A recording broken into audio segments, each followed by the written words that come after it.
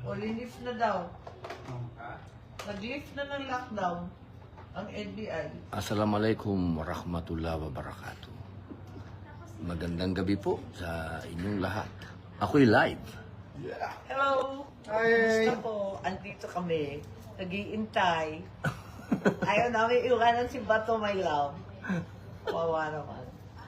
Hi everyone! Kain po tayo. Ang aming bagong... Hindi. Di ba ikaw ang majority floor leader? Tinuturo ko nga siya eh. Ganun? Acting. Oo. Ayan. Boss, Idol Robin. Opo. Linis na po ang lockdown.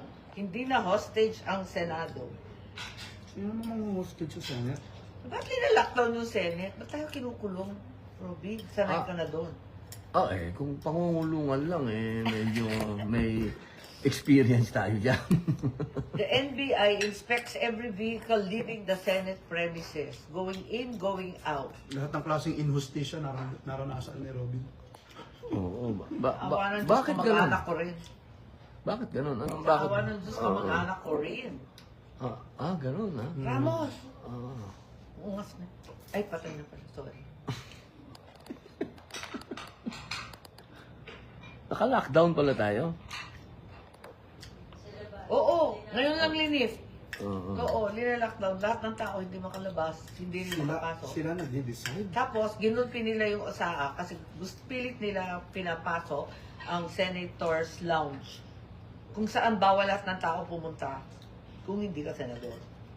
Bugbog. Binugbog? Binugbog yung security ng Senate. No, Kasi hinaharang ng tao. Kasabi ni Kwan ni Joel sa clinic. Wawa naman. Wawa. Tama ba yun? Bawal yata yun Hindi naman yata nila dapat ginagawa yun. We moved for the... We cited them in contempt kanina. Dapat... Bakit? Maintindihan? Bakit ganun kalakas ang loob nitong mga... Yeah.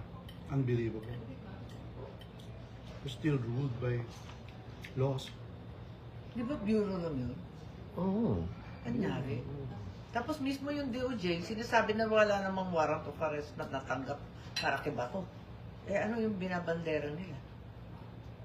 Di ba sampi na lang? Hindi naman sila pwedeng mag-issue ng warrant eh. Kailangan pumunta sila sa korte. At sila mamadali pat eh. Mabigat yun Mabigat yun siyempre po, wag daw natin iwan si Bato, sabi ng mga tao. Walang iwanan. Matutulog na kami.